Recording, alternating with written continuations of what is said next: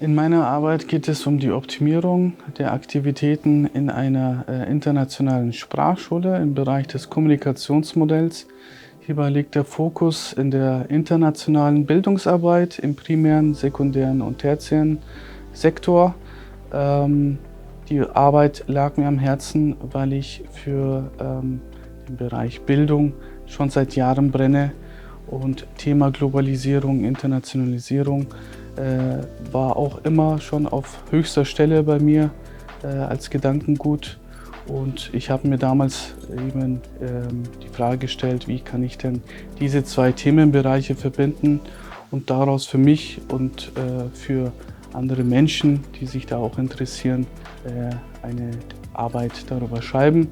Und da bin ich eben auf das Thema gestoßen und habe mir Gedanken gemacht, wie man unter anderem die Studentenmobilität, die Bildungsmobilität optimieren kann, welche Faktoren wichtig sind, um eine globale Bildungsarbeit zu leisten, sowohl als Anbieter, als Lehranbieter, als auch als Lernannehmer, und bin dann eben zu dieser Arbeit gekommen, die ich vorhin verteidigt habe mit einem sehr positiven Ergebnis.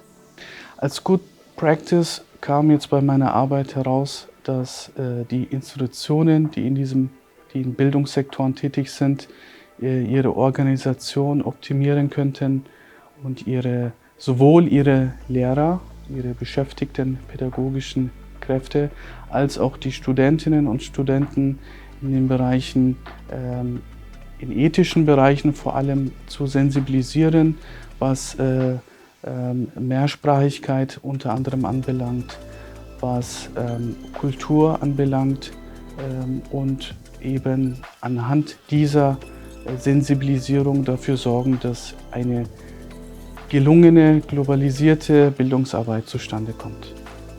Am meisten hat mir im Promotionsprogramm gefallen, dass ich sehr viel Zeit für meine wissenschaftlichen Untersuchungen und Forschungen hatte. Also es war ein Methodenmix. Hierbei ging es darum, auch viele Länder zu untersuchen, zu analysieren, wie denn dort aktuell die Bildungsarbeit aussieht und wie die einzelnen jeweiligen Länder eben ihre Bildungsarbeit gerade durchführen und versuchen, diese zu optimieren. Und Sie können sich vorstellen, dass es dabei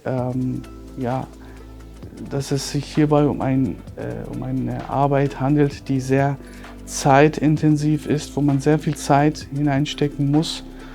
Und das Schöne in diesem Programm war eben, dass ich meine ganze Zeit in meine Forschungsarbeit investieren konnte. Und dank des PhD-Clubs eben hatte ich die Möglichkeit, dass alle anderen organisatorischen Themen, administrativen Themen dadurch begleitend unterstützt wurde anhand des PhD-Clubs, und da bin ich sehr dankbar darüber.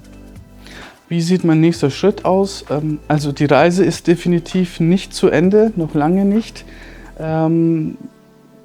Ich weiß aktuell aber noch nicht genau, in welche Richtung es gehen wird. Es kann akademisch weitergehen, es kann beruflich in der Verwaltung weitergehen oder auch in der Privatwirtschaft. Die Türen sind somit geöffnet mit dieser erfolgreichen Promotion und die Freude ist sehr, sehr groß, und ich lasse es auf mich zukommen.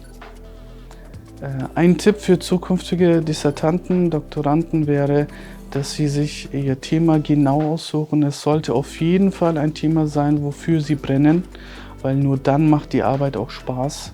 Es ist viel Arbeit, es gibt Tage, wo man denkt, ich komme nicht mehr weiter, es ist sehr schwierig. Dann gibt es wieder Tage, wo man sehr vieles wieder aufholt, nicht nachgeben, nicht das Handtuch werfen. Man bekommt, wie gesagt, die beste Unterstützung vom Vienna International Studies und vom PhD Club, sodass man sich wirklich auf die Arbeit konzentrieren kann und natürlich auch frühzeitig anfangen mit der Dissertation. Selbstdisziplin, strukturiertes Arbeiten, und dann steht eigentlich nichts im Wege, die Promotion nicht zu machen und nicht mit einem Doktortitel rauszukommen.